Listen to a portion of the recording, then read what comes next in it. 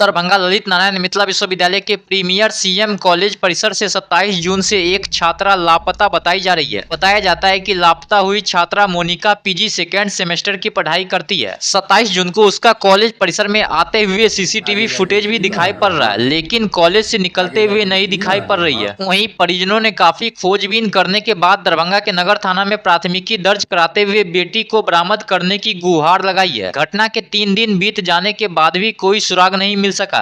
देखिए, मामला यही है कि हम अपनी बच्ची को 27 तारीख के डेट में करीब 6:30 बजे में हम समस्तीपुर में छोड़े स्टेशन पे।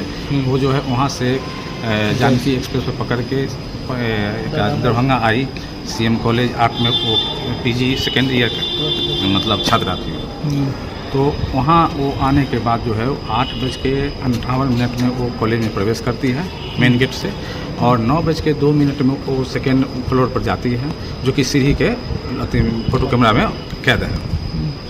उसके बाद हम लोग जो है सो और वहाँ जाके हमको फ़ोन करती है कि पापा हम पहुँच गए हैं, है कि नहीं, क्योंकि बार बार मतलब जब जाती थी महीने में 1 बार 2 बार, है कि नहीं, और तो फ़ोन कर देती थी कि हम पहुँच गए हैं। उसके बाद जो है सो फ़ोन आने के बाद जो है फिर हम 1:30 बजे करीब हम फ़ोन किए कि सोचते हैं कि चली कि नहीं चली, स्टेशन पर आई कि नहीं आई समस्तीपुर आने के लिए।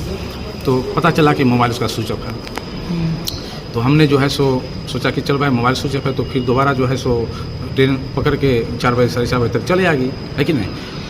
हम लोग इंतज़ार किए, 4:30 बजे नहीं आई, 5 बजे नहीं आई, 6 बजे नहीं आई, तो 7 बजे हम लोग जो है वहाँ से ररियासराय दरभंगा के लिए हम लोग निकले। ररियासराय आए तो क्या कहते हैं थाना पे, तो थाना प्रभारी बोले कि ठीक है अभी तो रात है, सो कॉलेज भी बंद है।